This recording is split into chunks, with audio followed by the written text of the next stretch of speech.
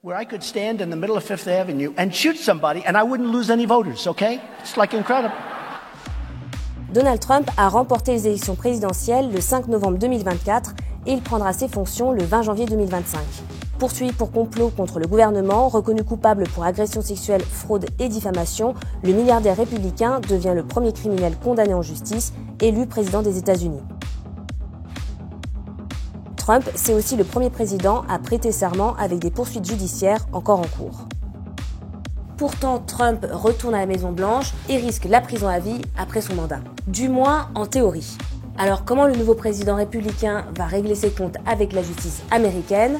On t'explique tout ça dans cette vidéo. Kamala, you're fired. Get out, get out. Virer les démocrates au pouvoir, objectif atteint pour Donald Trump, qui ne compte pas en rester là. Il a promis de licencier tous ceux qui ont lancé des poursuites contre lui. Il veut même poursuivre en justice certains juges et surtout, il détient désormais une immunité présidentielle plus élargie, mais jusqu'où? La Cour suprême, cet été, a confirmé de ne pas poursuivre le chef de l'État pendant ses fonctions, mais aussi, elle a ajouté qu'il fallait le protéger pour les actes commis dans l'exercice de ses fonctions, même après son mandat. En revanche, il y a des actes qui sont plus tendancieux et donc là, c'est au juge, au cas par cas, de décider si c'est un acte qui est accompli dans l'exercice de ses fonctions ou non. Donc Donald Trump a deux types de protection. Il a une immunité et une irresponsabilité. Donc il a une immunité qui dure pendant ses fonctions. Il a aussi une irresponsabilité. Ça veut dire que après son mandat présidentiel, on ne pourra pas le poursuivre pour les actes qu'il a accomplis en tant que président. Alors déjà, il faut déterminer au cas par cas. Imaginez un président qui tue sa femme ou son époux. Dans ce cas-là, c'est assez facile de considérer que le juge penserait que ce n'est pas en tant que président et il ne serait pas protégé après son mandat. Mais par contre, ça peut être un peu limite. Est-ce que demander l'assassinat de telle personne fait partie des fonctions de chef d'État juste parce qu'on a utilisé les moyens de l'État pour le faire? Ça peut être limite. Au niveau fédéral, Donald Trump a été inculpé au pénal pour deux affaires judiciaires. La première, c'est pour complot contre le gouvernement lors de l'assaut du Capitole du 6 janvier 2021. Là, en théorie, il risque de finir sa vie en prison et sans son élection, il aurait été condamné d'après un rapport du procureur spécial Jack Smith rendu le 14 janvier 2025. Ensuite, la deuxième affaire, c'est quand il a été inculpé pour rétention de documents classifiés. Il encourt de 10 à 20 ans de prison. En plus de ces deux affaires fédérales, il est aussi poursuivi par l'État de Géorgie au pénal pour fraude électorale lors des élections de 2020 et cette fois, il risquerait entre 5 et 20 ans de prison. En plus de ces procédures en cours, suspendues le temps de l'immunité présidentielle, il y a aussi des affaires pour lesquelles Trump a déjà été condamné. Dans l'État de New York, il a été reconnu coupable dans 3 affaires. Dans l'affaire Stormy Daniels, jugée au pénal pour falsification des comptes pendant la campagne présidentielle de 2016. Trump est accusé de paiement dissimulé pour avoir acheté le silence de cette actrice porno qui disait avoir eu des rapports sexuels avec lui. Il risquait en théorie jusqu'à 4 ans de prison ferme, possiblement assorti d'une amende. Ensuite, il a été reconnu coupable dans l'affaire E. Jean Carroll. Là, il a été condamné par un tribunal civil à verser près de 90 millions de dollars pour agression sexuelle et diffamation à la plaignante. Et enfin, il y a l'affaire de la Trump Organization, où il est accusé de surévaluation de ses biens immobiliers. Trump a été condamné au civil et doit verser une amende de 175 millions de dollars. Pour ces 3 condamnations, Trump a fait appel. Pour les autres affaires, celles qui sont encore en cours, elles ont été suspendues au moins pendant son mandat, mais dès 2029, elles pourraient être relancées. Là aussi, en théorie, car Donald Trump et ses alliés ont tout un panel de stratégies qui peuvent changer la donne d'ici là. Déjà, après son mandat, Trump aura près de 83 ans. Supporter un procès ou une peine pourrait être remis en question selon son état de santé. Ensuite, une fois investi, Trump peut demander l'arrêt des poursuites contre lui et il peut aussi gracier ses partisans qui ont pris d'assaut le Capitole le 6 janvier 2021.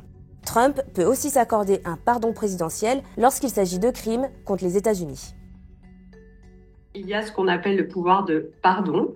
Or, rien dans la Constitution n'interdit au président de se pardonner lui-même pour s'éviter les poursuites à l'avenir. Il y a 2 interprétations. Soit la Cour suprême va valider cette possibilité puisque rien ne l'empêche dans la Constitution, soit elle estimera que c'est une utilisation abusive de son pouvoir.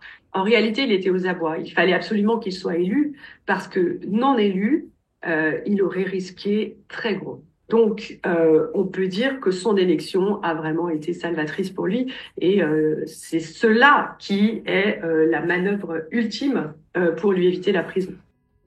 Mais surtout, Donald Trump s'entoure de ses alliés. Il a nommé à la tête du ministère de la Justice Pam Bondi, une avocate très proche du milliardaire, qui avait assuré sa défense en 2020. Résultat, pour l'assaut du Capitole, les poursuites ont été abandonnées en novembre 2024 après son élection. Pour les documents classifiés, là aussi les poursuites ont été abandonnées. Et dans l'affaire de fraude électorale en Géorgie, son arrivée à la Maison-Blanche pourrait entraîner le gel indéfini de l'affaire. Mais qu'en est-il des crimes pour lesquels Trump a déjà été reconnu coupable par la justice américaine ?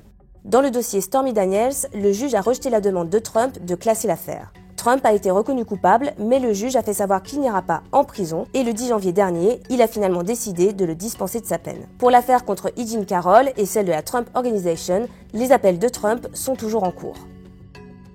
Vous me direz comment il a pu garder la confiance de ses partisans avec autant de poursuites en cours et de condamnations. C'est simple, Trump a toujours dit qu'il était la cible d'un complot des juges et des procureurs. Let's get tainted radical left prosecutors to charge him with fake stories about him. But here's the thing, he'll never blink. Une chasse aux sorcières qui serait derrière les 2 tentatives d'assassinat contre lui.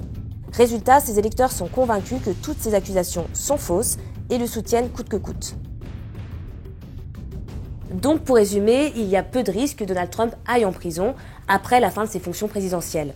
Il reste quand même toujours la destitution. Tous les titulaires des plus hautes fonctions au niveau fédéral peuvent être empêchés, c'est-à-dire destitués. Pourquoi ? Parce qu'en étant destitués, cela permet de les juger devant les juridictions ordinaires. Parce qu'à partir du moment où cessent ses fonctions, l'immunité pour les actes qui ne sont pas liés à l'exercice de ses fonctions cesse. Et donc, il peut être mis en cause devant les juridictions ordinaires. C'est-à-dire que pour un auto-pardon qui serait pas au bon moment, ou pour un acte qui serait considéré comme extrêmement grave, il est possible qu'il puisse y avoir une remise en cause de Donald Trump via une 3e procédure en destitution. Après tout, c'est possible. Donc, d'où l'intérêt pour lui de se pardonner un peu plus rapidement.